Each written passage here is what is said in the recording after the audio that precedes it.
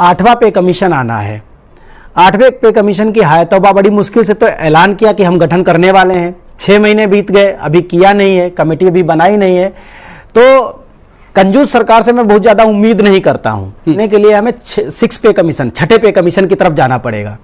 छठा पे कमीशन हमें मिला था, वहां 54% का ग्रोथ फैक्टर हमको मिला था। छठे पे कमीशन के बाद ये जो वर्तमान सरकार है वो सत्ता में आई जी, और तब हमको मिला 24% का ग्रोथ फैक्टर। आप देखिए 54% से हम 30% ड्रॉप हो गए, नीचे की तरफ आ गए। जब 2016 की अगर मैं बात करूं, उस समय सोने का जो वैल्यू था, सोने का जो रेट था, वो 24,000 रुपए तोले से कम था जी। अभी कितना पहुंच गया? 10 साल में 1 लाख को पार कर गया, यानी कम से कम 4 गुने से ऊपर चला गया। सैलरी कितनी बढ़ी? सैलरी, बेसिक सैलरी जो सबसे छोटे कर्मचारी की लेवल 1 की 18,000 है, यानी आज की डेट में 18,000 जो जिसका बेसिक सैलरी है, उसको तकरीबन 27 से 28,000 रुपए सैलरी मिल रही है। आप सोचिए कितनी कम है। अगर कम से कम 1 तोले के बराबर भी अगर आप उसकी बेसिक सैलरी को मानिए, क्योंकि सारा स्टैंडर्डाइजेशन जो कैलकुलेशन है वो गोल्ड की रेट से ही होता है, तो आप उसको अगर मापते हैं तब भी कम से कम 1 लाख रुपए के आसपास तो आपको जाना पड़ेगा जी। लेकिन अभी हमारी सरकार की स्थिति ये भी नहीं दिख रही है कि वो 2.86 भी हमको दे दे।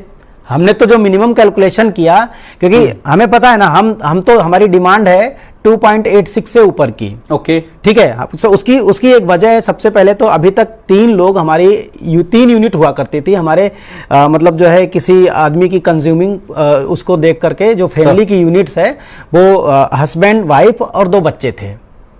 तो बच्चों की आधी आधी यूनिट थी, तो इस तरीके से एक यूनिट मतलब जो हस्बैंड एंड वाइफ की हो गई, और आधी आधी मिलाकर के 1 यूनिट बच्चों की हो गई। तो 3 यूनिट का एक परिवार कंसीडर किया गया था।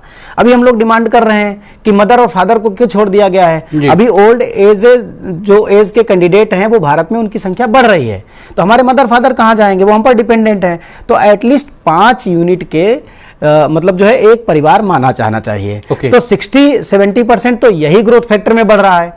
उसके बाद हम बात करें इन्फ्लेशन की, इन्फ्लेशन में कितना अंतर आ गया, उसको कवर करना है। फिर अगले 10 साल में, आज आप दे दोगे इन्फ्लेशन के मुकाबले, तो अगले 10 साल तक उसको एडजस्ट करना है। तो हमें कुछ फिटमेंट फैक्टर के रूप में, मल्टीप्लिकेशन फैक्टर के रूप में कुछ और ग्रोथ चाहिए।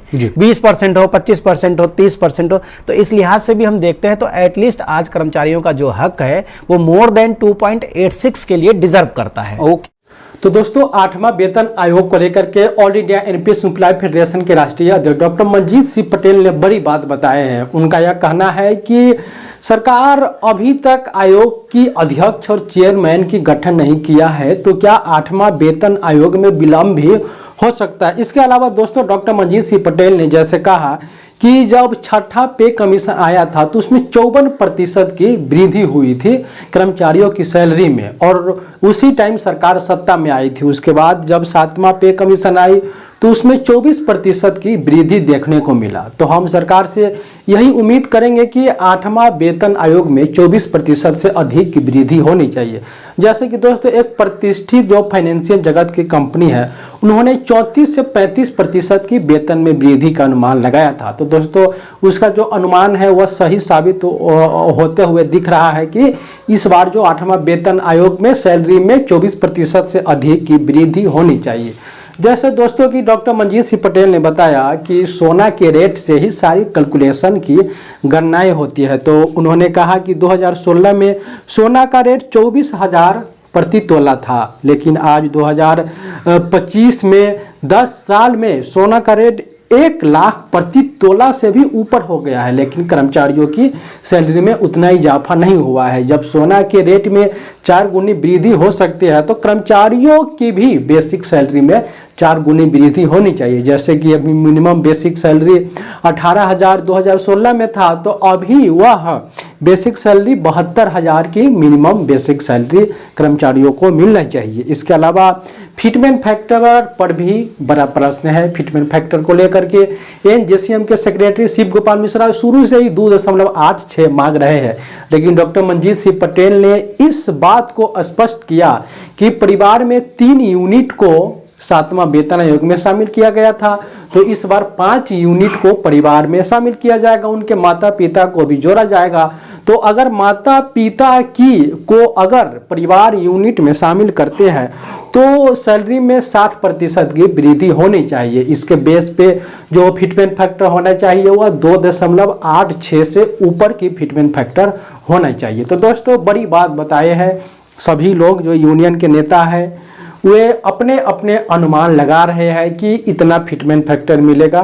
कोई बोलता है 2.86 से ऊपर मिलेगा, कोई बोलता है 1.92 मिलेगा। हमारे बहुत सारे दोस्त वीडियो में भी कमेंट करते हैं कि इस बार फिटमेंट फैक्टर 1.92 से 2.0 के बीच ही रहने वाला है। दोस्तों ऐसा नहीं है, महंगाई बहुत बढ़ चुका है।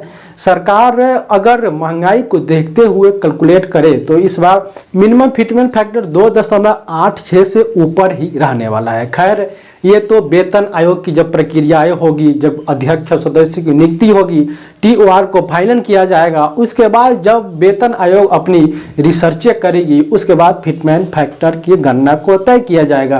खैर दोस्तों अभी से ही यूनियन के नेता से जो सुझाव मांगे जाते हैं तो वे अपना सुझाव में 2.86 से ऊपर की सुझाव दे रहे हैं। खैर दोस्तों इसमें और एक बड़ी बात यह सामने आ रही है कि बेसिक और डीए को मर्ज करने को लेकर के, जैसे कि दोस्तों अभी डीए 55% मिल रहा है, तो जिनका 18,000 की मिनिमम बेसिक सैलरी है उनको 10,000 के समथिंग उनको महंगाई भत्ता दिया जाता है। तो मान लीजिए जुलाई में 3% की वृद्धि हुआ तो यह डीए हो जाएगा 58%। जो 1 जनवरी से जब डीए और बेसिक को मर्ज करेगा तो मिनिमम बेसिक 28,440 रुपया हो जाएगा और इसके आधार पे फिटमेंट फैक्टर लगाने की मांग उठ रही है। टीओआर में भी शिव गोपाल मिश्रा जी भी इस बात को जिक्र किए थे कि बेसिक डीए मर्ज हो जाना चाहिए था, अब तक नहीं हुआ। तो आप 1 जनवरी 2026 से अगर वेतन आयोग की सिफारिश लागू करते हैं तो बेसिक प्लस डीए को मर्ज करिए तो मिनिमम सैलरी हो जाएगा 28,440। इसके बाद आप अभी की महंगाई को देखते हुए फिटमेंट फैक्टर सरकार को देना चाहिए। यह बड़ी बड़ी बातें यूनियन के नेता, जेसीएम के नेता द्वारा उठाया जा रहा है कि फिटमेंट फैक्टर को लेकर के वेतन आयोग की जो संशय बरकरार है उसको लेकर के बड़े बड़े वादे कर रहे हैं। हाल फिलहाल में शिव गोपाल मिश्रा जी कैबिनेट सेक्रेटरी के पास भी गए थे तो वो बोले कि जल्द ही वेतन आयोग प्रोसेस में है, अर्थात जल्द ही उनकी अध्यक्ष और जो उनका मेंबर है उनकी नियुक्ति कर ली जाएगी। मेरे हिसाब से दोस्तों इस बार कोई जो 8वां वेतन आयोग की कमेटी का गठन नहीं होने वाला है। इसमें डायरेक्ट सरकार कर्मचारियों की सैलरी में 34 से 35% की वृद्धि करके दे देगा। आयोग का गठन इस बार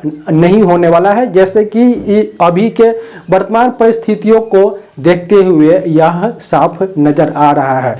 जैसे कि एनपीएस में सुधार के लिए कमेटी बनाया कैबिनेट सेक्रेटरी की अध्यक्षता में, तो इसमें भी वेतन आयोग में भी पे स्ट्रक्चर को सुधार के लिए कैबिनेट सेक्रेटरी के अध्यक्षता में छोटा कमेटी बना देगा और वह अपना रिपोर्ट 2 से 3 महीना में सरकार को दे देगी। सरकार 1 जनवरी 2026 से इसकी सिफारिश को लागू कर देगी। ऐसा ही पूरी तरह से होने वाला है। जैसे कि बड़े बड़े जो मीडिया के जो वेतन आयोग को कवरेज करते हैं, जो पत्रकार है और जो बड़े बड़े अर्थशास्त्री है, बड़े बड़े नेता है, उनका ऐसा अनुमान इस बार लगाया जा रहा है। अगर सरकार की मंशा ठीक रहती तो अब तक वेतन आयोग की मेंबर और चेयरमैन की गठन हो करके उनका काम भी शुरू हो गया रहता, लेकिन दोस्तों उनका मंशा वेतन आयोग की कमेटी का गठन करना नहीं है। डायरेक्ट 1.5 गुना या 2 गुना सैलरी में वृद्धि कर दिया जाएगा और उम्मीद है 1 जनवरी 2026 से वेतन आयोग का फायदा दे दिया जाएगा। तो दोस्तों यह बहुत बड़ा अपडेट था।